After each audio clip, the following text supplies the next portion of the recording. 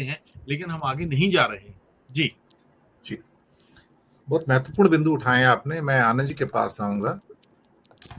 मैं मानता हूं कि चीन को हम दुश्मन मानते हैं। आज सीडीएस का भी स्टेटमेंट आया हुए हैं काफी कि जो स्ट्रेटेजिक इनिशिएटिव्स लेने चाहिए। बहुत सारी चीजें शायद छुपे अंदाज में कह गए हैं कि हम शायद अपना लैंड गवा चुके हैं। अनिल चौधरी पहले भी कंसीड कर चुके हैं कि कुछ लैंड जो है डेप्सोंग और डैम चौक के अंदर हम वापस नहीं ले पाए हैं। वो उनके वक्तव्य थे। लेकिन एक मैं यहाँ पर स्लाइड दिखा देना चाहता हूँ जो मेरे पास है। ये कल के इकोनॉमिक टाइम्स की खबर थी, हालांकि कई और उसमें भी है खबरें हैं इसके अंदर, जहां पर बड़ी संख्या में हम रेलवे के व्हील्स चाइना से इस साल मंगा रहे हैं। यहाँ पर क्लियर कट नंबर्स भी दिए गए। अप्रैल महीने के अंदर 3 फ्लैट ऑर्डर्स दिए गए, 21,000 पहिए, 38,000 पहिए और 33,000 पहिए। ऊपर के 2 जो है 1 साल में कंप्लीट करने हैं, नीचे का 33,000 6 महीने में कंप्लीट करना है। Place of manufacturing China, companies TZ Hong Kong. और हमारे नीचे जो 15,40,000 पहिए की बात की जो इंडिया बनाएगा वो 20 सालों का, यानी कि less than 1 lakh wheels per year की बात है। उसके अंदर कब बनेंगे पता नहीं, लेकिन राष्ट्रीय इस्पात हो या फिर सेल हो या टिस्को हो, कहीं से भी कुछ बन नहीं पा रहा है। और सारे के सारे ऑर्डर्स एक ही कंपनी, एक ही देश। समझ नहीं आता है कि पर्दे के पीछे चल क्या रहा है। चीन दुश्मन है हमारा, लेकिन ऑर्डर सब उसको जाते हैं।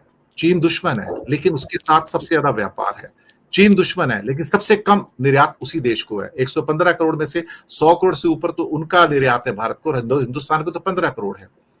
उसके अलावा जो हांगकांग के साथ जो 30 करोड़ है, उसमें भारत का निर्यात 10 करोड़ का है, उनका 20 करोड़ का है। लेकिन वो 10 करोड़ क्या है? 10 करोड़ में 10 करोड़ तो हीरे हैं। और हीरो का व्यापार आपको पता है हवाला कांड के कारण होता है और कुछ नहीं है, क्योंकि हांगकांग कंजप्शन सेंटर नहीं है। पर कहीं ना कहीं चिंता की रेखाएं हैं। मालदीव से भी चोट है, अमेरिका चोट दे रहा है, चीन को हम व्यापार देते जा रहे हैं दुश्मन होने के बावजूद। कहीं ना कुछ ऐसा है जो चिंतित करने वाला है। आनंद जी, आप तो बहुत सूक्ष्मता से इन चीजों को देखते हैं। हमारी दशा और दिशा क्या, हमारा टेक्सचर क्या विदेश नीति का? हम सोच क्या रहे हैं? क्या हम अपने देश की मैस्कुलिनिटी जो है उसको लेकर बाहर जा रहे हैं और फिर मार खा रहे हैं इसको? आनंद जी। दिनेश जी, मैं पहले एक उस फिगर को, शायद जो मेरी समझ है वो 100 करोड़ नहीं 100 बिलियन और 15 बिलियन US डॉलर है।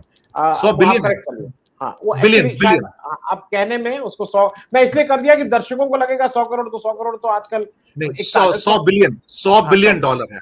नहीं, मैंने इसलिए कह दिया कि दर्शकों को ये समझ में आ जाए कि ये क्वांटम क्या है।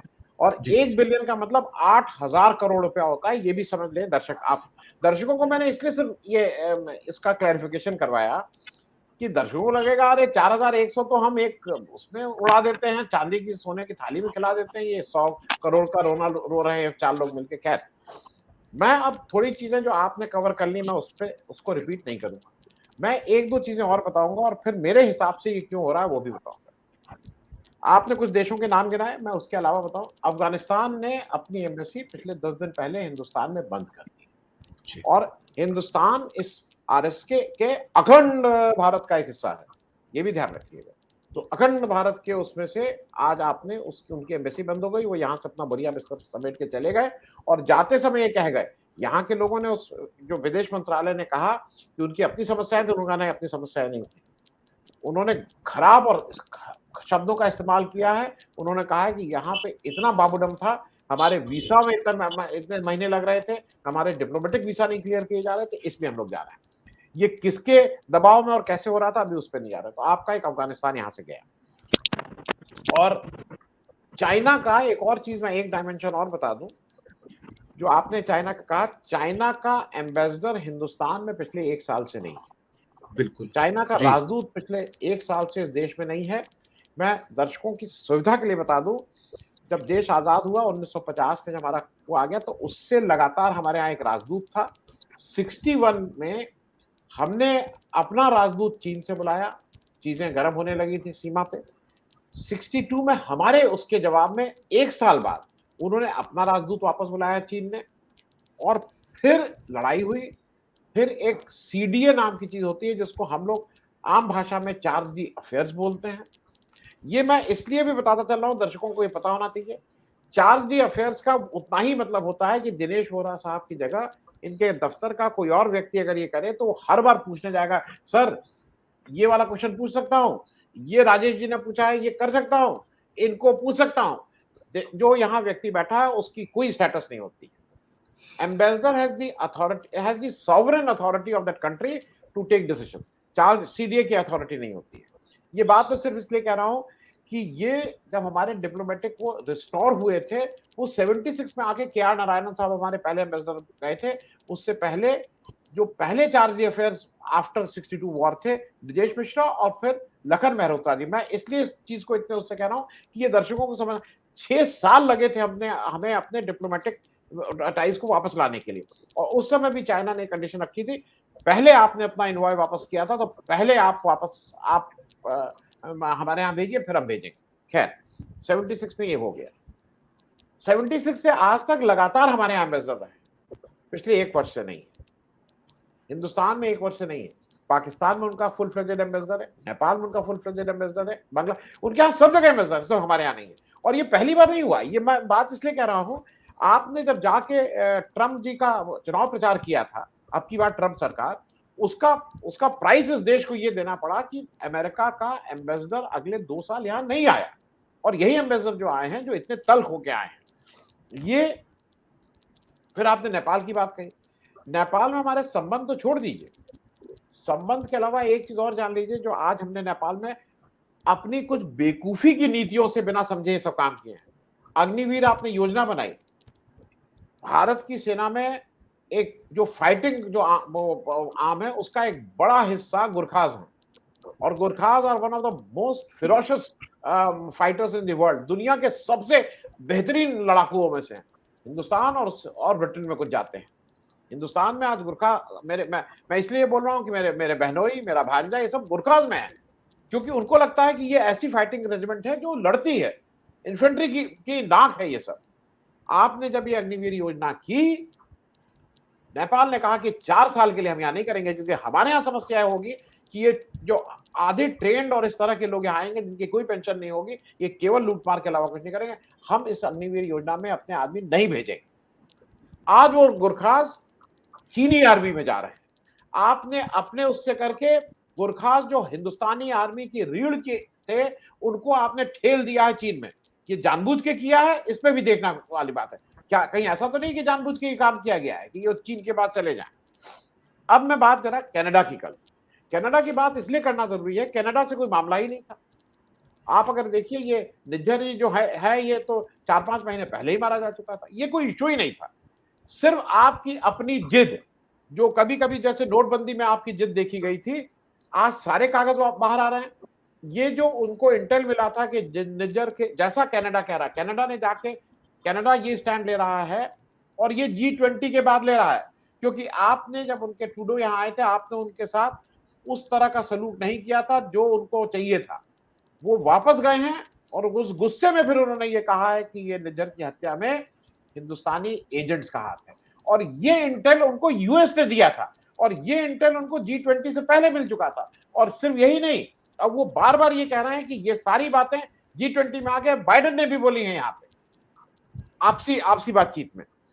आप एक चीज समझ लीजिए, आपने खालिस्तान वाला मामला उठा के आपने जैसे यहाँ आप करते हैं ना कि एक आपको बहुत अच्छा लगता है कि सारे मुसलमान हैं पाकिस्तानी, आप वो विजय, आप सारे सिखों को जब आप खालिस्तानी बनाएंगे तो आप एक बैठे बिठाए आपने एक समस्या को शुरू कर दिया है।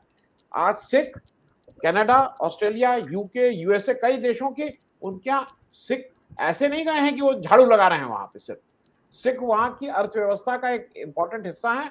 4% आबादी है कनाडा की कुल आबादी के 4% इंडियन भारतीय नागरिकता के लोग, भारतीय मूल के लोग हैं। मैं सिर्फ इस बात को इसलिए कह रहा हूं, आपके साथ कोई G7 सब कनाडा के साथ खड़े, G20 कनाडा के साथ खड़ा, नाटो कनाडा के साथ खड़ा, आपके साथ कोई खड़ा है? आप अकेले हैं। आपने बिना बात के एक इशू को एक बिना बात के फिर आप वीसा की बात कर रहे हैं। आप कह रहे हैं आपने क्या, आप एस्केलेट आप बार बार कर रहे हैं। क्या एस्केलेट कर रहे हैं? हम उनको वीसा नहीं देंगे। आपका वीसा लेना कौन चाहता है? कल के दिन मैं उत्तर प्रदेश में, मैं बंबई वालों को यहाँ नहीं आने दूंगा। अरे बंबई वाले आना कौन चाहता है भाई? मैं उत्तर प्रदेश का, मैं जाना चाहता हूँ बंबई। ये कौन से, ये किसको आप इस तरह की बातें करके, हो सकता है कुछ आप ब्राउनी पॉइंट्स मिल जाए। मालदीव्स, आपने अच्छा खासा एक वो जो एक छोटी सी चीज आप उसको भी नहीं अपने साथ रख पाए। और मैं सिर्फ इन सारी बातों के लिए मेरे हिसाब से प्रधानमंत्री जी तो, मोदी जी तो है ही रिस्पॉन्सिबल, क्योंकि मोदी जी की अल्टीमेट चॉइस होते हैं। लेकिन जो मोदी जी की चॉइस विदेश मंत्री के रूप में एस जयशंकर है, मैं उनको 100% इस काम के लिए मानता हूं। और मोदी जी उनको किस चीज का वापसी दे रहे हैं? मोदी जी, क्योंकि जब मोदी जी 2010 और 11 में गुजरात में डायमंड स्मगलरों की पैरवी के लिए चीन गए थे और उन डायमंड स्मगलरों की पैरवी की थी, उस समय ये राजदूत थे वहां के, और इन्होंने भी उसमें मोदी जी की उन स्मगलरों को छुड़वाने में और उस ट्रायल को जल्दी करवाने में, मोदी जी का एडमिटेड फैक्ट है, मैं अपने हिसाब से नहीं बोलता हूं, मोदी जी का खुद ऑन रिकॉर्ड है, आप उनकी साइट पे जाके देख लीजिए, मोदी जी बहुत वाहवाही का हैं, वो स्मगलर नहीं बोले हैं, स्मगलर मैं, क्योंकि 4 स्मगलर का था ये मैं बता रहा हूं। मोदी जी ने वहां जाके स्मगलरों की पैरवी की, 20 लोग बंद थे, उसमें से 6 या 7 बरी हुए, 13 को सजा हुई, 2 को 1 साल से कम सजा थी इसलिए छूट गए, बाकी लोग 5-5 साल की सजा काट के आए। तो ये वहां का, अब आप अगर किसी स्मगलर को छुड़ा रहे हैं, और डायमंड का कारोबार कौन करता था ये मुझसे ज्यादा आप ज्यादा जानते हैं। 2010 और 2011 में गुजरात का कौन व्यवसायी सबसे ज्यादा डायमंड का कारोबार करता था ये मुझसे ज्यादा आप जानते हैं। आप उस समय के एक अपने रिश्ते को पूरा करने के लिए आप ले आए हैं एस जयशंकर को। एस जयशंकर से पहले इस देश का जो भी विदेश मंत्री रहा है वो पॉलिटिकल हैवीवेट रहा है। हिंदुस्तान के सारे प्रधानमंत्री with an exception of Morarji Desai, चरण सिंह और देवेगौड़ा, सारे हिंदुस्तान के प्रधानमंत्री किसी न किसी वक्त पे इस देश के विदेश मंत्री रहे हैं। विदेश मंत्री का मतलब वो सबसे हैवीवेट हमारा होता था। सुषमा स्वराज नहीं है आपके उसमें विदेश मंत्री। आपने एक ऐसे अदना और एक हल्के आदमी को ले आके बिठा दिया है जो अनाप शनाप बातें करता है, और जिसको लगता है कि साहब इससे खुश होंगे, वो एस्केलेट करने की बातें करता है। वो लगता है कि इस तरह आपको ये सब बातें, आप पॉलिटिक्स में और खास करके विदेश नीति में आपको गंभीर और बहुत संयम वाला होना चाहिए।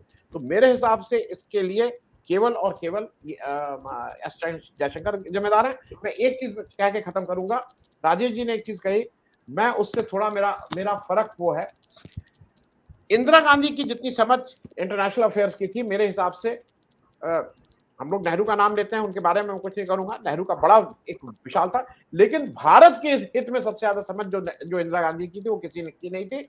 हिंदुस्तान रशिया के समीप इंदिरा गांधी के रिजीम में आया है। 62 की वॉर में के समय रशियन हथियारों से चीन हमारे साथ लड़ा है, हम उसके, और जब नेहरू जी मरे हैं उस समय एसबी चौहान अमेरिका के साथ वो अपनी डिफेंस की ट्रीटी करने जा रहे थे जिससे हम हथियार खरीदते, डेथ हो गई इसलिए वो ट्रीटी साइन नहीं हुई, वापस आ गए। मैं सिर्फ बात इसलिए कह रहा हूं कि इंदिरा गांधी के पास वो दूरदृष्टि थी कि 71 में फ्रेंडशिप ट्रीटी करके उन्होंने रूस के साथ जो स्वर्ण सिंह ने जाके की थी, उससे हिंदुस्तान को ना केवल बचाया बल्कि पाकिस्तान के 2 टुकड़े करने में भी हम हुए थे और बांग्लादेश बनाना। मैं ये बातें इसलिए कह रहा हूं कि लोगों को ये बातें पता होनी चाहिए। एस जयशंकर जैसे आदमी को लाके आप न केवल देश का नुकसान कर रहे हैं, आप इतनी लंबी एक खाई खींच दे रहे हैं कि हमारे दूसरे लोगों से संबंध भी खराब हो रहे हैं। दिनेश जी, बिल्कुल आपने बहुत यही बात कही है। जब रूस की आप बात करेंगे तो 71 में जो स्वर्ण सिंह जब गए थे, उससे पहले कोसिगिन यहाँ आए थे, और इसलिए कि चीन ने रूस पर हमला किया था और जो उस समय रूस बड़े कमजोर स्थिति में आ गया था, तो पहली सुरक्षा की जो संधि 69 के आसपास हुई थी, वो रूस के विदेश मंत्री यहाँ आए थे, और तब वो जो सुरक्षा संधि हुई थी उसके बाद फिर 71 में दूसरी हुई थी।